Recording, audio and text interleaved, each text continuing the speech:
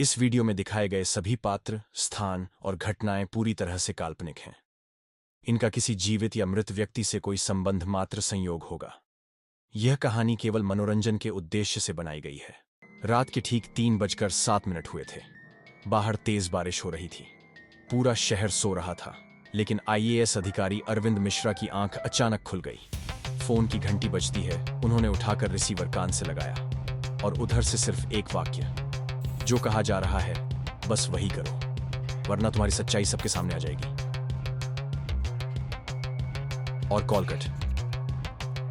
उस रात की कॉल सिर्फ 6 मिनट की थी, लेकिन उसी कॉल ने एक ईमानदार आईएएस अफसर की पूरी जिंदगी को तहस नहस कर दिया। आईएएस अरविंद मिश्रा, जिन्हें पूरे मंत्रालय में मिसाल माना जाता था, अब वो रोज एक ऐसे डर में जी रहे थे जहां हर सुबह कोई नया खत आता। कभी पुरानी तस्वीरें, कभी गोपनीय दस्तावेज और कभी सिर्फ एक लाइन, हम सब जानते हैं। क्या ये कोई ब्लैकमेलिंग गैंग है या कोई पुरानी दुश्मनी? जवाब अरविंद को भी नहीं पता, लेकिन एक बात वो जान गए थे, अब वो अकेले नहीं हैं। कोई उनकी हर हरकत देख रहा है। अगर आपने अब तक रहस्यवाणी को सब्सक्राइब नहीं किया है तो कर लीजिए। ऐसी सच्ची और दिमाग हिला देने वाली कहानियां हम रोज लाते हैं, सिर्फ आपके लिए। क्या इस कहानी के पीछे कोई तकनीकी साजिश है या कोई ऐसा शख्स जो सिस्टम के अंदर रहकर सिस्टम को ही कंट्रोल कर रहा है? अरविंद अब अकेले नहीं लड़ सकते। उन्होंने मदद ली सीबीआई से, और जो सामने आया वो हैरान करने वाला सच था। सीबीआई अधिकारी विवेक रंजन के पास जब फाइल पहुंची, उन्होंने पहला सवाल पूछा, ब्लैकमेल शुरू कब हुआ? आईएएस अरविंद ने धीमी आवाज में जवाब दिया, पिछले साल।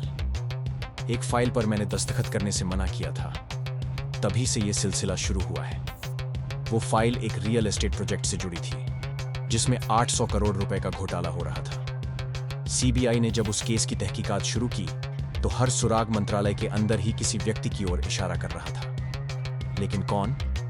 मंत्री, कोई अधिकारी, या अरविंद का ही कोई जूनियर?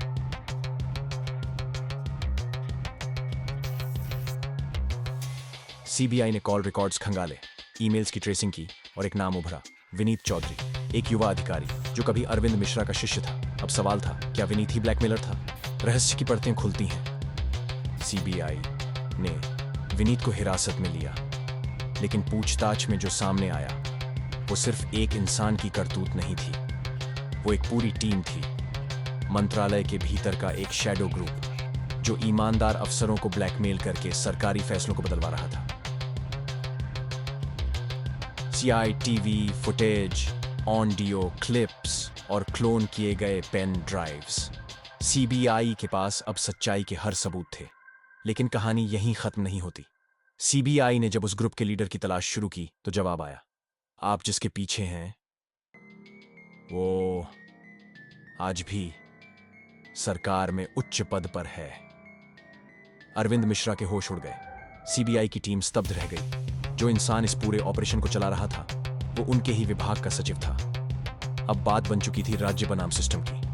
क्या सरकार अब भी इन अधिकारियों को बचाएगी या ये घोटाला सबके सामने लाया जाएगा? आईएएस अधिकारी विवेक भारद्वाज, जिसकी जिंदगी एक अनजान 6 मिनट की कॉल से उलट पुलट हो गई थी।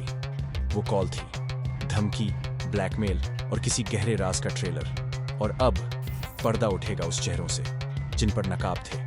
वहां कमरे में रखे एक टूटे मोबाइल में एसडी कार्ड मिला और उसमें एक वीडियो में वही मंत्री दिखता है जिसे विवेक ने बचपन में देखा था, लेकिन अब उसके पास विवेक की स्कूल फाइलें थीं। क्या आपको लगता है आपसे ये सब यूं ही जुड़ गया है? विवेक नहीं, ये कहानी बहुत पहले शुरू हुई थी। मिस्ट्री मैन का असली नाम विवेक उस मिस्ट्री मैन के पीछे लगता है जिसने खुद को तपस्वी कहा था। आरटीआई और पुराने रिकॉर्ड्स निकालकर पता चलता है वो असली में तरुण मिश्रा नाम का शख्स था, जिसे 20 साल पहले फर्जी घोटाले में फंसा दिया गया था।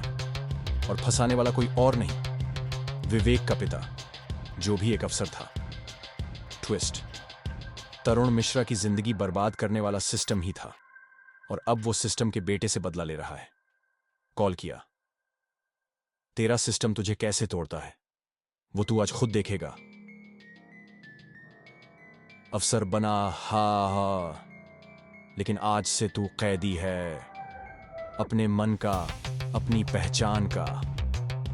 कॉल के बाद सोशल मीडिया पर एक झूठा वीडियो वायरल हुआ जिसमें विवेक को देशद्रोह का आरोपी बताया गया। विवेक की गिरफ्तारी और सच्चाई का पलटवार, विवेक को निलंबित कर दिया गया। लेकिन उसी एसडी कार्ड से तरुण की असल साजिश का वीडियो बाहर आया। एक पत्रकार ने वह वीडियो लीक किया और पूरे देश में सिस्टम के खिलाफ हंगामा मच गया। जिसने सच को छुपाया उसका पर्दाफाश होना ही था। न्याय बदला, तरुण को पुलिस ने पकड़ा, लेकिन कोर्ट ने उसे मानसिक रूप से अस्थिर घोषित किया। विवेक को बहाल कर दिया गया, लेकिन उसका आत्मविश्वास, उसका परिवार और उसकी पहचान सब हिल चुके थे। वो 6 मिनट की कॉल सिर्फ एक ब्लैकमेल नहीं थी, वो एक भूले हुए इंसान की चीख थी। ये कहानी यहीं खत्म होती है, लेकिन सोचिए, अगर एक कॉल आपके पूरे जीवन की दिशा बदल दे, अगर कोई परछाई आपके पूरे सिस्टम को हिला दे, तो क्या आप भी वही करेंगे जो विवेक ने किया, या चुप रह जाएंगे जैसे बाकी सब?